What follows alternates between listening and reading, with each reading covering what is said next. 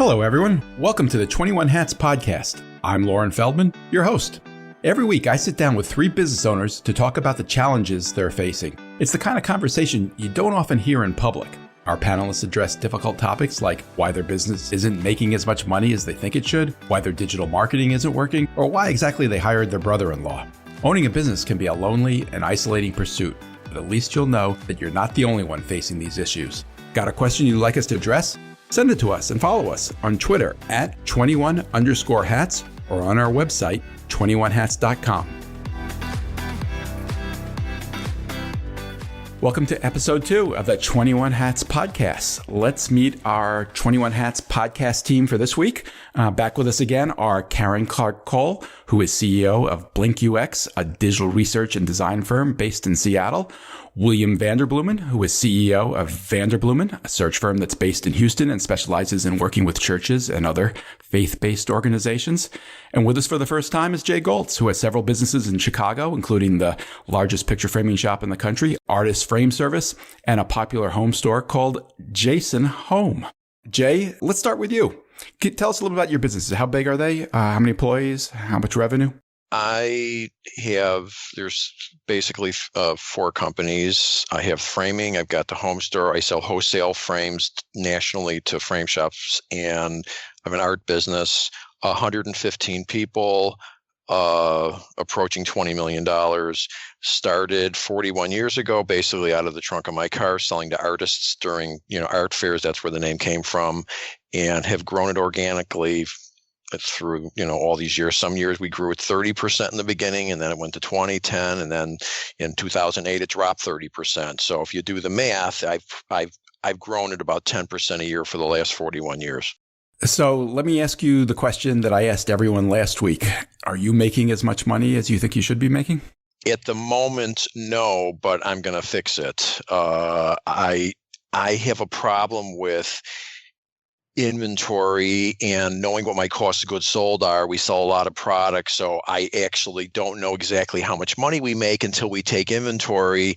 And I'm in a weird business. I'm also manufacturing. Framing is manufacturing, and it's all custom. So it's very difficult to keep a hands-on every day as how much money you actually made. So you might think you're doing fine, and then you get inventory at the end of the year, and oops, you're off $200,000. So why is it hard for you to know how much money you're making every day? Because if I was selling television sets, every time I sold a television set, I could take out of inventory $914.32. When you're framing pictures, you're estimating how much time and material is going to go into the jobs. And when you're doing millions of dollars, it's easy for, oops, the molding, the quality is a little off than it used to be. Or, one of your guys retired and the guy that took over is a little slower. It's not, you can't look at how many widgets you produced every day because it's all custom. So it's very hard. You're basically estimating what you're making every week, but until you take inventory, and I don't have a system that I know exactly what the inventory is every day, there's an adjustment at the end of the period, and I take inventory twice a year. This is an issue you've been dealing with for 41 years. Yeah, and the other problem I have is my business is way too big to use the canned software that's available out there right now for picture frame shops, but I'm way too small because I already tried this to go write my own software. So I'm canned software to do what for? From point of sale through production. So I'm using the same computer system I've had since 1986. Does that mean you're staring at a screen that only prints green letters right now? Basically. Like I said, I'm working on converting out of it, but there's only 2 other guys in the country anywhere near my size, and I'm probably going to go to one of their softwares. I'm waiting to see how theirs flush out. What do you need as a picture frame shop in software that someone else doing another retail business? You go buy something in a retail store, barcode, click, done. Here, we got to measure the art. We have to figure out how many feet of molding it's going to take. It's custom. Is it regular? What kind of glass is it? There's literally 1,000 different choices to make, or 5,000 different choices. And it needs to calculate the costs. It needs to figure out how long is this going to take and how much, and then it's got to go into a production. I'm framing, hundreds of pictures a week. So it's not like the little frame shop where the person can just, keep it on a pad of paper. And it works. Karen, you're our software expert. Any thoughts for Jay? Software creates efficiency, and efficiency creates more money generally. So I'm a big fan of having really efficient software that's easy to use, that anybody can use and gets you what you need. So if it's doing that, then I wouldn't change a thing. But if it's not, then it needs to be changed. Do you think there's a solution out there for Jay, or is this something that definitely, is he right? This has to be customized? Yeah, I don't know. It would be hard for me to say because we'd have to look exactly at what the specific scenarios are, the use cases for the different people interacting with it. But honestly, most big enterprise systems, they can't possibly be perfect for every company. So you really need to customize. Here's the reality. If I decided to, oh, Jay, you're big enough, you should just go write your own system. Not only would I be spending hundreds of thousands of dollars to write this, who's going to be the one internally that's going to oversee this whole thing? It's like a major undertaking. And while I'm way bigger than most frame shops, I'm also not a $50 million company. And I'm just kind of caught in between. And the fact is, what I have is working well enough until what I'm going to go to is one of my other friends in the business. They've got like 12 stores, each of them, and they're already doing it and they're adapting existing software. So I'm just going to take that one over. But doing it from scratch would just be a nightmare. Yeah, that's always my advice. If you can use what somebody else has done, you should do that. So good idea to take over your friends. Yeah. Jay, let's go back to the original question. Actually, like everyone else on this podcast, you expressed some disappointment in your recent profit numbers.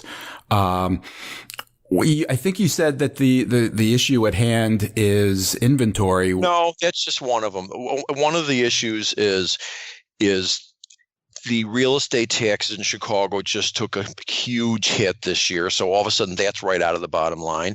And then they've been raising the minimum wage in Chicago $1 every year for the last 5 years. And I'm not complaining about it because people need to make more. And it was ridiculously cheap before, but that adds money. And then they just decided you've got to pay 5 sick days to everybody. Okay, so every time you turn around, there's another 50,000, 100,000, 20,000, and it adds up. And I probably should have raised my prices quicker, and I didn't. And so that's just one issue. The inventory problem is in the last 20 years, the quality of the materials we're buying, everything from mat board to molding to glass, the quality is not the same. And it's taken longer to give a good quality product because there's more scrap. So it's like a moving target. And I've made the adjustments I need to make. It will be fine. It's now, I've been through this, 10 times. What are your annual revenues? Approaching $20 million, but that's for all the businesses. I'm way bigger. My frame shop is literally 20 times the size of the average frame shop in the United States. So it gives me buying power. Part of the reason it's so much bigger is I've got good people here that hang around and they know what they're doing, and that costs more. And,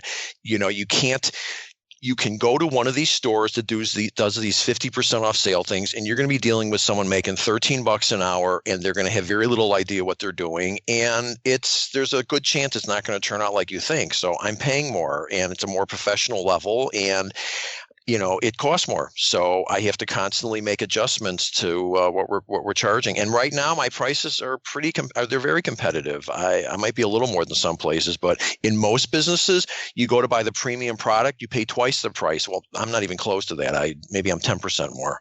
Are you thinking about raising them? Absolutely. I have no choice. I mean, and then I got the tariffs to deal with.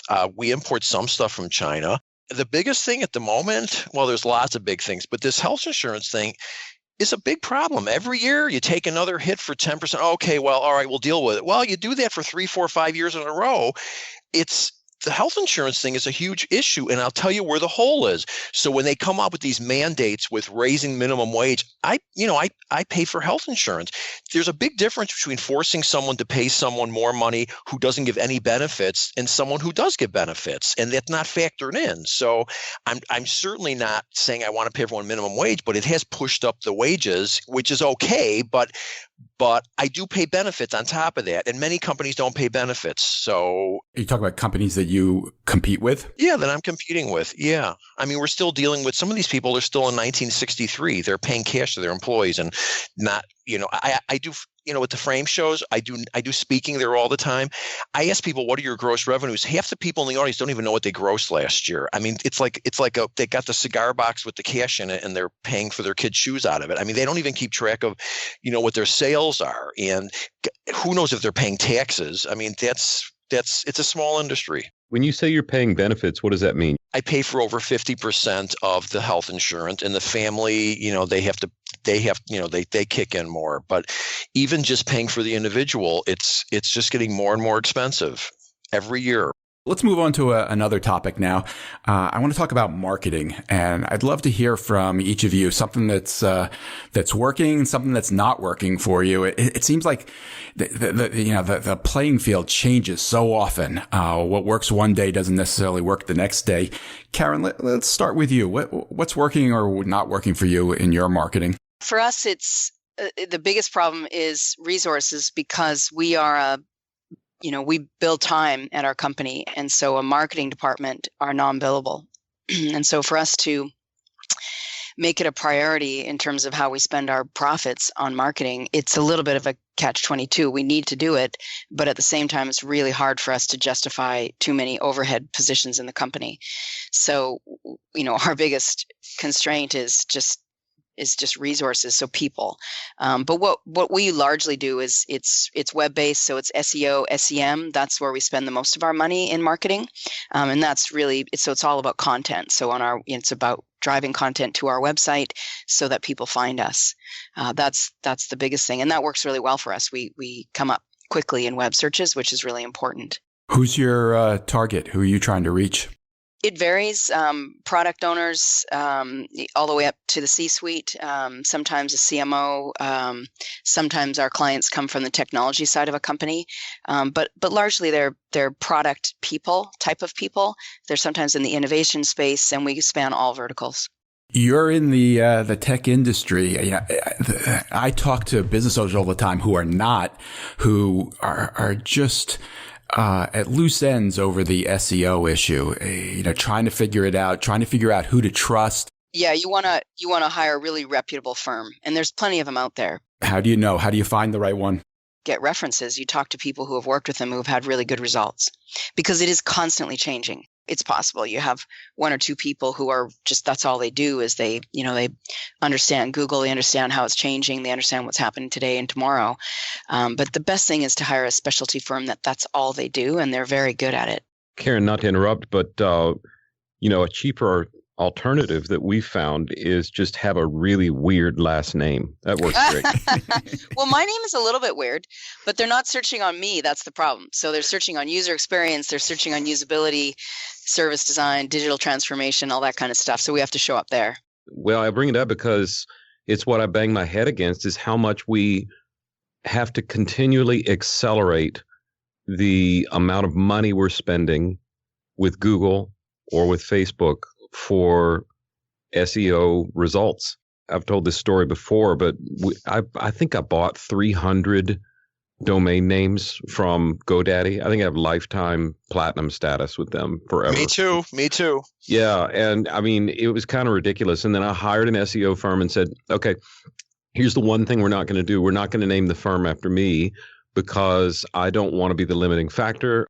They came back and did all their magic and said, well, here's the thing. Good news, bad news. Good news, we found the right domain name. Bad news, it's your last name. And I'm like, what? And they said, well, your last name is so screwed up that you can misspell it into Google 100 different ways and it'll lead you there. So we went with that and it worked. Given that advantage, what are you spending money on? What is the challenge that you face improving your SEO? Two things come to mind. I'm sure there are more than that. My marketing person could tell you a longer list. But one, we're non-geographic. So, where with Facebook ads particularly, you can do geographic targeting. We're all over the world. And so that makes it a little tough. Secondly, the word for people that we generally place. So we work with all kinds of Christian organizations, whether they're schools or relief organizations or even for-profit businesses, but the backbone of the business is churches hire us to help find their pastor. Well, not everybody calls it a pastor. So you go to the other words and it's like minister. Well, minister is also a political term for minister of defense and the minister of, they're just so broad and scattered that being able to hit top search result, it just gets more and more expensive. William, when you talk about these keywords, are you talking about words that you use in your content to make sure that you show up in SEO, or are you talking about keywords that you use in pay-per-click advertising to buy ads? Content. So we're not buying a ton of ads. We'll buy a few, but most of ours, if I heard Karen right, it's content for her as well. And content used to be, my friend and client, Dave Ramsey, the don't have credit cards guy. He used to be, if you Googled the word debt, he was the number one result. And it was back in the day where you could just put debt all the way across the footer of every web page and the spiders would pick up the word debt. And it's not that easy now. And now the spiders are actually reading the content you write to see if they think it's thoughtful enough to hit a result. And I think well, Karen's and not right. only that, they're Google will hit you if you don't have a good user experience. Meaning, if you click on something and it doesn't take you to content that's relevant to the word that you clicked on, and that the navigation related to that, if they're not connected to what your search terms are, they'll give you a negative rating. Yep. So this is where it helps us in terms of user experience work, and you better make sure that your site is authentic to what you're saying it's doing. Content length has changed too, hadn't it, Karen? It used to be 100 words was the right length. Now it's like 600 to 800. One of the problems with pay-per-click is that there's always going to be some idiot that's spending $1 zillion a month that gets the price up there. And if they understood that it wasn't working, they would stop doing it, but they can't because the attribution is so difficult from this stuff. I mean, I'm in an industry, there's a chain of stores that has over 1,000 stores. So they bought the pay-per-click. Do they have any clue if it's working? And my answer is, I don't think so, but they're a multi-billion-dollar company. So what do they care? So all it did is it jacked up the pay-per-click costs. And I don't think it's going to work for anybody at this point. That is so good, Jay. And it sometimes competitors think that growth is the goal rather than actually doing something that's profitable. So we're just going to get the pay-per-click, but it actually loses money and never. Right. But in this case, a company does $1 billion a year. Are they going to notice? I know other businesses you look at, a lot of these companies we're dealing with now do nothing but lose money. And that's the furniture business. Wayfair's having an impact. They're doing like $8 billion a year, doing nothing but losing money. But it makes it a difficult environment for everybody else. The increase in the price of keywords has been going on for, I don't know, at least 5, 6, 7 years. And that's part of the reason that people have turned to content marketing the way you guys do, Karen and William. William, you take a really unusual approach to producing a lot of content. Are you still requiring all of your employees to blog? We are. When we started in 2008, which would have been right when Twitter hit the scene, was shortly after Facebook was no longer just college campuses. And then I fell into blogging. And I guess the number one rule for blogging is consistency is it, right? And I just didn't have time to do it all the time. So when I hired somebody, I said, hey, go listen to this podcast to this great pastor, break it down, make a listening guide, turn it into a blog post, and here's how you post. I think we were using WordPress at the time. It was, pretty primitive. And he did, and it worked. And so then the next person, we said, well, why don't you do that? And then it just kind of snowballed where we actually put a writing quota on everyone that joined the firm. Everyone. And it might be like the receptionist. Yes. Poor administrative assistant wrote an article, and you write on what you know. So she's like, how do you be a good administrative assistant? Well, that actually would work because no one trains you how to do that in a church. Unfortunately, she titled the article, and we weren't doing a lot of quality control then, The View from the Back Seat. And that just didn't play real well with church people. So we had to pull that one down. But couldn't you just change the name? Exactly. So, we've stubbed our toe quite a bit over the years, but we have found that it's changed who we hire. There have been people that would have been very good at a job, but they aren't willing to or able to put together content, and that just doesn't work for us. But content is king for us. How much content are you producing? Oh gosh. Well, so it's changed now. So the definition of content has changed to produce an infographic, produce a blog post, produce a podcast, produce manage our Instagram for this long. So you're a publisher. Yeah, it's multifaceted content. And do you believe that any content is better than none, and even if it's bad? No. Who's so overseeing this? That quality. It's almost all of our marketing work. We do very little marketing outside of that. We don't buy any print ads. We don't do trade shows. We don't, all the normal things that a services industry would do. We just don't do. We do content. We don't do any of those either. See, I do all those things. And I can tell you what's changed. And I do trade shows in the framing industry. I've been doing print ads for years. I've done TV for years, radio. And what's happened is people that grew up in a normal business before the computer, they're used to writing a check for the magazine. They're used to writing a check. All of a sudden, a lot of the stuff has turned into salaries for internal people, and they didn't make the change in their head. So they're still budgeting 4% for advertising, but they really should be budgeting 1%, and then 3% should go to some people that work for you that are doing this stuff. So my question to you, William, is who's overseeing all this stuff, all the social media? Do you have a marketing person that's making six figures that's overseeing this whole thing? I do. And they're not doing a whole lot of marketing outside of that. But I'll tell you, Jay, this is not prescriptive for everybody. It's just worked for us. And it is not because William had some grand plan. I totally fell into this. So in our world, there is a very wide gap between what you're taught in seminary and what you have to actually know to run an organization. There are no business classes. There's not even how to run a staff meeting. You exit. I have a master's from Princeton. I know nothing about organizational development from them. I can tell you about St. Augustine. It's really great, but it did no good. So we would put out things like, this sounds so simple, but how do you fire a volunteer? Well, every pastor's like, oh my gosh, no one's ever I don't know how to fire. So when we would do a blog post or email and send it out and see what the click-through rate was, these are old stats, but we were, sold on a software company called HubSpot that we use for our inbound marketing.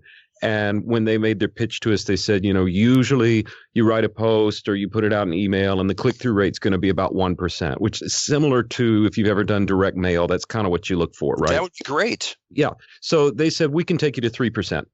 So we're like, okay, fine. So then they got into our numbers and studied, and we're writing these blog posts out of a fraternity house. I'm glad OSHA never came over because it was bad.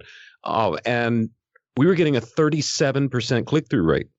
And they came back and said, you should be charging money for this. And we're like, no, it's fine. We're just writing out of the overflow of what we're learning anyway.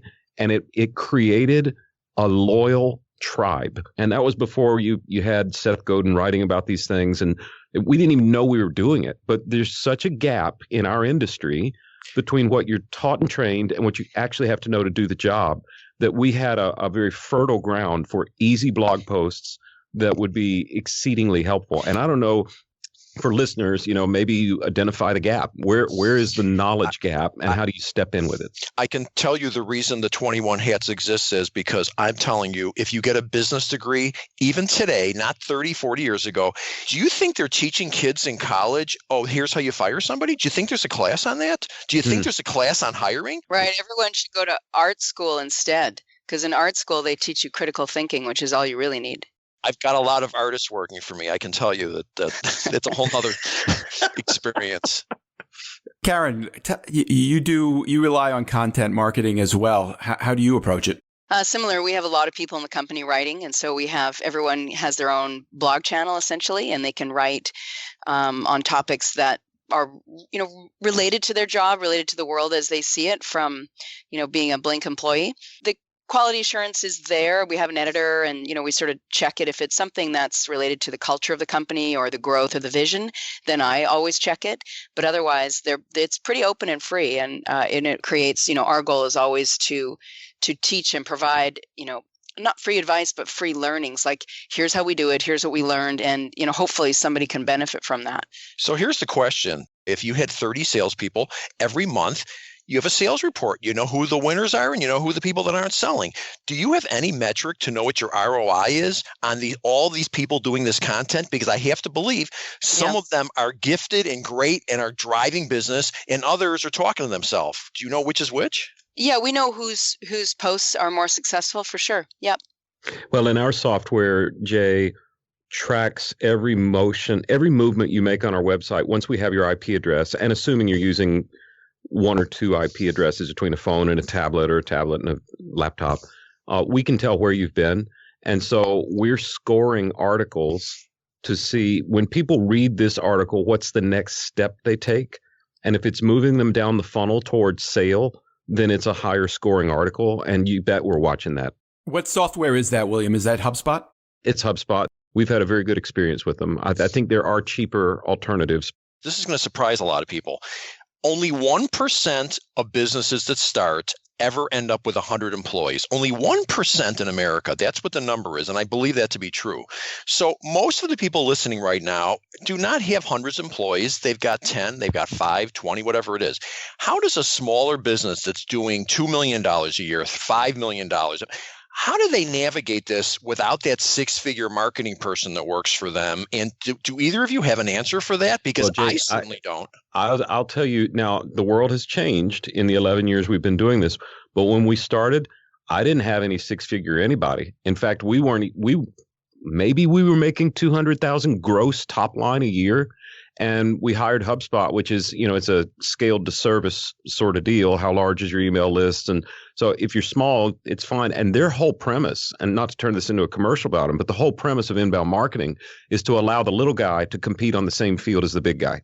Mm-hmm. And I think that's where the quality of content coupled with the right software can help somebody on any scale budget compete at the same level as a Coca-Cola or one of the larger companies. I have a hard time believing that. I have a hard time believing that someone can compete with a Coca-Cola that's got 40 people working in their digital department. That's a little hard for me to get my arms around. Well, if they're trying to make a soda, then maybe you're right. But I'm saying smaller businesses, which tend to be niche, can compete with. They don't have to hire a bunch of marketing people if they do good content and have the right software. I don't know. Karen, you're the software person. Tell me. Well, all I can say is that how the world has changed and that everybody uses the web to find what they need. So it's not, there aren't a whole bunch of channels you need to focus on. It's one. And, Google is a verb. That's what you need to focus on. So it's a lot more streamlined and a lot more, clear and specific in terms of user behavior for what we know. If somebody wants to know, I'm sure even for you, Jay, that where should I get my picture framed, they'll do a web search. Okay, I need to challenge what you just said. You just said, quote unquote, everyone uses the web and you only need one place to advertise. And that is absolutely not true. It's largely true. It's a lot true. But the fact is, if you're in a retail business, it still matters having a storefront where you got to be. And you can't just rely on the web to do that, or nobody would have a decent spot anymore. They would all take spaces in industrial parks and just use the web to drive their business to it. We have a beautiful office for that very same reason. So they come here, there's a real physical experience. But how we in our business get 95%, all of our new leads, yep. And then we have referrals and we have repeat clients. Everything new comes through the web. Period. For your business, I'm just saying that I'm sure that's true for you. I'm saying that doesn't work for all businesses. What I hear Karen saying is you don't have to think about radio, TV, print, and. There's one front door to every business now, and it's the internet. And I would totally agree with Karen on that. Oh my God, that is so. You are both in your niche businesses, and you. Well, so are you, Jay. No, I'm not. I got 3 different businesses that go everywhere from retail to direct sales. So I have a wider view of the world. So are you saying that your customers find you because they walk down the street and they happen to see you? Of course, absolutely. You don't think most retail they didn't do a search and then go walk into your office after they found the address and what time you're open? I actually have statistics because think about it. I have to get their name and number. So it's an unusual retail business. I actually have every single customer. They walk in. I can immediately see whether they were here or not. And I can ask them, oh, you're not in our computer. Where did you hear about us? And I can tell you it falls into 4 buckets. It's either they're a repeat customer, 2, referrals way bigger than anything else, way bigger. Drive-by and the web, and I will tell, or in advertising, and I will tell you, there's no question that the web has gotten more and more popular and is actually probably bigger than the drive-by now, but it's still up in the game. But you can't take drive-by. I'm not arguing that. I'm just saying, speaking in absolutes, that it's the only thing you can do. You said exactly what I said, which is we get our customers from referral, repeat clients, and the web. And we don't get drive-bys. I'll give you that. We get no drive-bys. That's my point. There's people that are in the retail business. I would tell someone going into business, first and foremost, especially in picture framing, get a location that people can see your store, because everyone doesn't do picture framing regularly, and you regularly need to be seen. You can't, these people that think they're going to quote unquote save money by getting some off street usually go broke, because a good storefront pays for itself. So it's not 100%, but I'm not arguing the web is a critical major force these days, but it hasn't taken everything else out. You'll notice that Amazon is on TV, Amazon's on radio. I mean, radio's not dead. It's hurt, but it's not dead. There's still plenty of print advertising. It's not all gone. It's not like everything now is just the web. Can you do those other things and not be on the web? It would be stupid to. I mean, yeah, I would say you certainly could, but it wouldn't be smart. No, I do think you do need the web presence to go with it. And I wouldn't argue if you said the web has probably, let's use the word probably, turned into one of the major way of getting people into your business. But in a retail setting, retail still needs a good location, and it's still worth paying for the good location. Totally agree with you, Jay. I just know that when I have a need, like recently framing pictures, I just Yelped picture framing places, and I live around 4 of them. I know where they all are. So I Yelped it, and I looked at reviews, and I kind of did a little Google search, and I read about it. I did price comparisons before I got there. So, 10 years ago, I would have walked in and said, please educate me on frames. Now I think probably customers are walking in pretty dang educated, and it's all through internet. Some, except this always reminds me of when McGovern lost against Nixon, and the famous writer Pauline, I think Keel, said, I can't believe that McGovern lost. Everyone I know voted for him. You're in the computer. You're both heavily using computers. So just because the fact that you use the computer and you always Yelp everyone before you go doesn't mean that everyone else is, because they're not. Don't you think this might say something about the age of your audience? Because I think that the younger the audience, the more clearly correct William Lauren, is. I'm interrupting here because I would say average customer age, I got all of y'all beat. I'm working with churches. We are not a young market. So, my normal buyer is older and will oftentimes mail in their contract snail mail and want me to return a snail mail signed copy. And then we say, how'd you find out about it? So they say, oh, Google search. I'm not arguing that. I'm just suggesting Google search does not turn into 100% of people that go shopping for anything are going to Google search. In some businesses, it's probably clothes. My guess is in clothes, the retail storefront in the mall or on the street is still getting most of their business from people walking by or referrals. I don't think they're Googling clothes. But in some businesses like yours, it might be 100% from the web. In other businesses, maybe it's 20%, but it's not all, or it's all over the place. And I have the numbers from my own business. I can tell you, I get far more business from referrals than I get from the web. Though I will tell you, for the first time in 41 years, the web now is bringing in more business than the drive-by. That doesn't mean I shouldn't have a good location, though, because, they work together. Fair enough. But nobody's arguing about your location. That you have to have a place for them to go. I mean, we spend majority of our monthly nut is spent on our rent here. We have a beautiful office. It's very important. But you're not paying extra to be on a major street to be visible to the public, I assume. No. Right. That's what I'm talking about. The incremental difference between paying $20 a foot to have a nice office that looks good, to paying $42 a foot because it's worth being out there is it's advertising. And I could show someone easily, let's say you have a 2,000 foot store. If you paid $12 a foot more, it's $24,000 a year in rent. That's nothing in advertising dollars. So that is the cheapest form of advertising you could ever do when you're in a retail business. Pay more money for rent and get more bodies walking by. And people frequently go for the cheaper rent because they think their nut's lower, and it's a bad way to save money. I want to hit a couple of news items before we have to go. One is there's been a lot of stories lately. One municipality after another has passed a law requiring that employers not ask job candidates about their salary history. And the purpose of this, obviously, it's well intended. It's meant to make sure that men and women are treated fairly in the way they are paid. But it does create a dilemma for employees, or it can. And I'm curious how each of you have handled this. Has it been an issue for any of you? Lauren, what do you think the dilemma is? Oh, I can tell you. You're looking for a graphic designer and you've got a candidate and you don't know whether this person is junior and making $42,000 a year or whether they are real experienced and make $83,000 a year. And frequently what someone was making at their last job gives you a pretty good indication of, like, if someone's making $83,000, they're probably going to have a skill set more than someone who's making 40. So it just makes it a little more difficult to try to assess a candidate because you don't know what someone else valued them at their last job.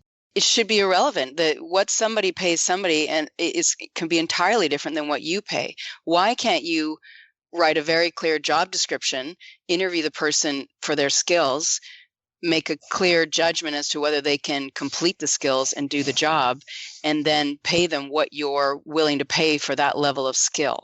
For instance, they could bring you a great portfolio, but somebody else could have done half of it. You have no way of knowing it. So it's not. Oh, you have lots of ways of knowing it. You do reference checks. You look. You have them. Well, certainly. I'm not saying the law is horrible. I'm not saying that there wasn't a reason for it. I'm just saying it does take away one more way of trying to evaluate a candidate, or to figure out, gee, if I pay them X dollars, are they going to be happy because they were, maybe they're out of work at the moment and they're taking a pay cut. I usually would be hesitant to pay someone a lot less than they were making at their last job. But that would be up to them. Won't that come out if you offer them a salary that's lower than they've been making? Absolutely not. They're desperate. They need to find a job. They just turned 54. They're worried about getting a job. So they're going to take this until they can find something better because they got to pay their mortgage. They're not going to say anything. They're just going to take the job.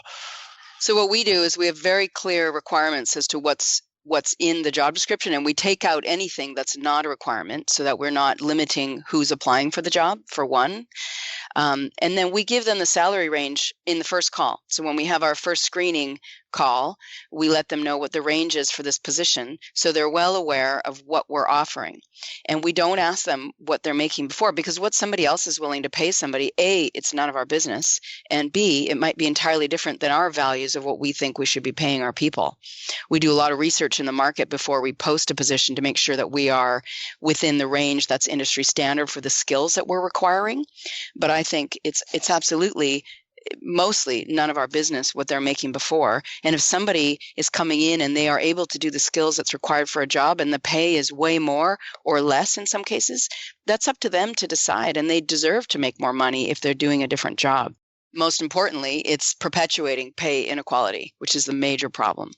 I'm conflicted on this. I try and get my head around, because we deal with it arguably more than either of the other two of you. I mean, we deal with it every day. We're trying to assess candidates and whether they fit in markets, and then you want to get into crazy pay scales. Glassdoor doesn't work for churches because churches have all these non-cash compensations, and it's very complex. So what's a non-cash compensation?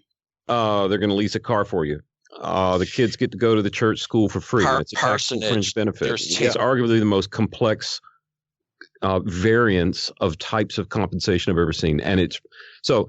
I'm conflicted. On the one hand, completely agree with Karen. The inequity in pay around gender and age is ridiculous, and it needs to be addressed. On the other hand, all this time that you're spending interviewing candidates who might not want to be a part of your job at all, or you might rule them out based on what they're paying. You're wasting time, which is wasting money, which is wasting value for the company. Yeah, but you don't need to ask them what they made before. Why don't you just ask them what they want to make in this role? Just change the question. ZipRecruiter does that. It says that's what we use. We use ZipRecruiter, and you put in there this job. What are you looking for? And they tell us, so we know whether we should pursue it or not. Right.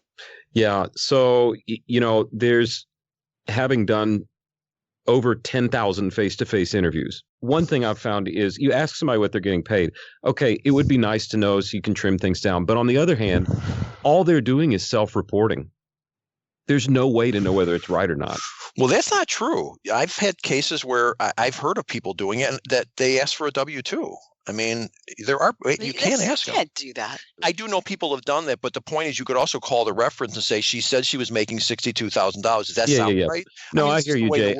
I guess what I'm saying is, I'm always looking for ways to do triage in interviewing. You need to take your time interviewing, but you don't need to waste your time. So if you've got a $60,000 pastor position and you're talking to somebody who's currently making 100 and barely making it work financially, yeah, I guess for the ministry or whatever, they can drop a 40% pay cut, but probably not. So why are we wasting our time?